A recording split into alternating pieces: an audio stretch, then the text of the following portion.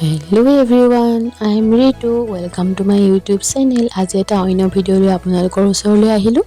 সিদিনাখন যে লগৰজনীৰ বাৰ্থডে বুলি কৈছিলোঁ, তাই আজি আমাৰ চাহ খাম বুলি ক'লে ইয়ালৈকে আহিলোঁ। দেহাহঁতৰ স্কুলৰ ওচৰতে আছে হোটেলখন। বৰ ধুনীয়া জেগাটো। হোটেলখন ৰাস্তাৰ পৰা অলপ দূৰত আছে আৰু চোতালখন বহুত ডাঙৰ আৰু হোটেলৰ ভিতৰতো স্পেচটো বহুত ডাঙৰ। মিছুৱে খেলি খুব ভাল পাইছে। আমি ঘৰৰ পৰা লৈ যোৱা চাহ অকণ খাই ল'লোঁ বহি থকা সময়কণ। তাই অৰ্ডাৰ দিয়া বস্তু অলপ সময় লাগিবতো, অকণমান সময় বহিবই লাগিব। তাৰপিছতে সেইকণ সময় চাহকণ খাই ল'লোঁ। মিছু এয়া খেলি কৰি আছে। জেগাটো যিহেতু বহল ভিতৰত, তাই ইফালে গৈছে সিফালে গৈছে, অকণো আমনি নকৰাকৈ খেলি আছে ভিতৰত।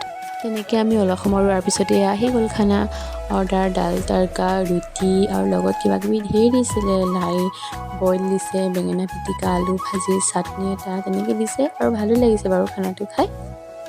ফটো এখন এড কৰি দিলোঁ আৰু তাৰপিছতে ঘৰলৈ আহি মই মিছু মাৰ ওচৰত থৈ পেলাই দেহাকে মিছুকে মই সৰু ভণ্টি তেজপুৰ যোৱাৰ কথা আছিলে ডক্টৰৰ ওচৰত দেখাবলৈ, তো তাইৰ লগতে লগ ধৰিলোঁ। তাইৰ লগতে মই তেজপুৰলৈ আহি আছোঁ। এয়া কলীয়াভোমোৰা দলঙৰ ওপৰত আৰু এইখিনিতে ভাল লাগে, দুইফালে পাহাৰ ওলাই থাকে, পাহাৰকেইখন আৰু বৰ ধুনীয়া লাগে এইখিনি, সেইকাৰণে অকণমান ভিডিঅ' কৰি ৰাখিলোঁ। আমি তেজপুৰ মিছনলৈ গৈ আছিলোঁ, মিছন হস্পিটাললৈ। কিন্তু এয়া সোমাইছোঁ, কিন্তু যিটো কামত গৈছিলে তাই যিজন ডক্টৰৰ ওচৰত দেখাই আছিলে, সেই ডক্টৰজন মাতিছিলে আজিৰ দিনটোতেই, কিন্তু ডক্টৰজন আছিলে এবচেণ্ট।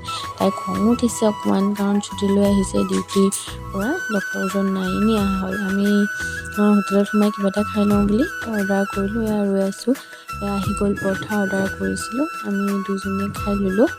যিটো কামত আহিছিলোঁ সেই কামটো নহ'লেই, সেইকাৰণে ভাবিছোঁ দুইজনী অকণ বিশালতে সোমাই দৰকাৰী বস্তু কেইটামান আছিলে লৈ যাওঁ। দৰকাৰী বস্তু মানে এতিয়া কি নোৱাৰোঁ, দেহালৈ ছোৱালীলৈ গৰম কাপোৰ পাওঁ নেকি চাইছিলোঁ দুযোৰমান। তাৰপিছতে নাই তেনেকুৱা পচন্দ নহ'লে ছোৱালীলৈ এযোৰ আনিলোঁ বাৰু, দেহালৈও আনিলোঁ আৰু ঘৰৰে সৰু সুৰা লাগতিয়াল বস্তু কেইটামান, দেহাৰ টিফিনৰ বস্তু তেনেকৈ লৈ পেলাই এয়া আহোঁতে আজিকালি সোনকালেই আন্ধাৰ হৈ যায়, সন্ধিয়া লাগে। এয়া আহি আছোঁ উভতি, আন্ধাৰেই হ'ল।